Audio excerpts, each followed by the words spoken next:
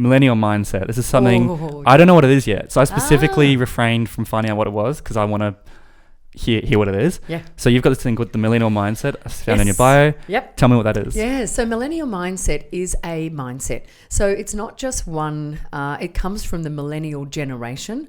And I know when most people talk about, and I talk about this on stage across Australia, when most people talk about millennial mindset, you get yeah, here we go. Yeah. Lazy, always on their phone. Right. And now I can say, always on their phone. So too connected, entitled, super lazy, talk back, have no concept of time or manners, and don't appreciate what they're given. So these are the cliches. These are the cliches, and so what's really interesting about the millennial mindset is it's a mindset, and I am absolutely passionate and fully believe that we should all harness the millennial mindset.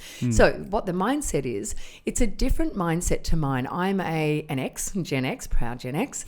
And so we've got 3 generations just in the house that I live in. So we've got baby boomer and a Gen Y.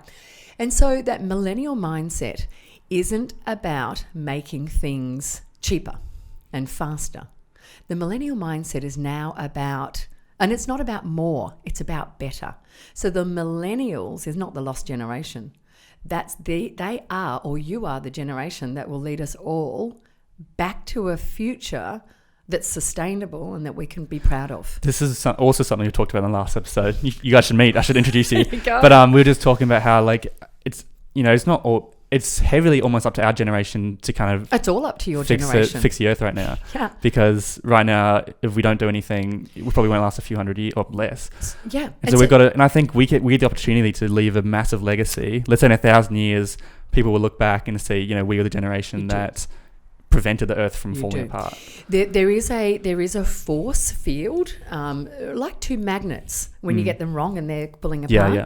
So we've got so there's 5 generations in the workplace now, soon to become 6 when I's come in. So we've got the silent generation because they have to stay at work longer because of superannuation now.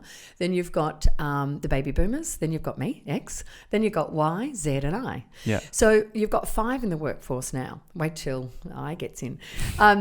Now, what happens there is the older generations tell the younger generations what to do. Yeah. And that is the problem. Yeah. So with the millennial mindset, I have a millennial mindset. I don't have a Gen X mindset, which is really interesting, and I'll tell you how I got that. But with a millennial mindset, we don't want to be told what to do. We want to be asked. We want to be asked, what should we do here? Yeah. So what I'm super passionate about is an intergenerational flow of wisdom. So my storytelling is different to your storytelling, even the way we do it. So older generations have long-winded stories. That's what we used to do. That's all we really had. You had lots of time. Yeah, we had lots of time. But with your generation and anyone lower, it's snapshots. It's like these snap bits of information and bytes that for your generation is stories. Which is why TikTok has got so big. It's why TikTok's it's got so basically big. Just snapshot after snapshot after snapshot. Correct, because that's how you take in your stories. So there's a divide when your parents want to sit you down and go, no, listen to me, son or daughter. Yeah. So we have to, we have an analog way of telling stories. We're digital migrants. You're digital natives. So we created the technology, but you guys harnessed it. Yeah. We can't get angry at that. You guys just nailed it. We made it. Yeah. Right? And so in you harnessing it, your digital minds have to meet our analog hearts. And they have to come together because that storytelling is super important for the human race to keep going. Definitely. And for us to change the hearts and minds of the people in power. So this soundbite has to marry this long form. So your digital hearts has to combine with digital minds with our analog hearts.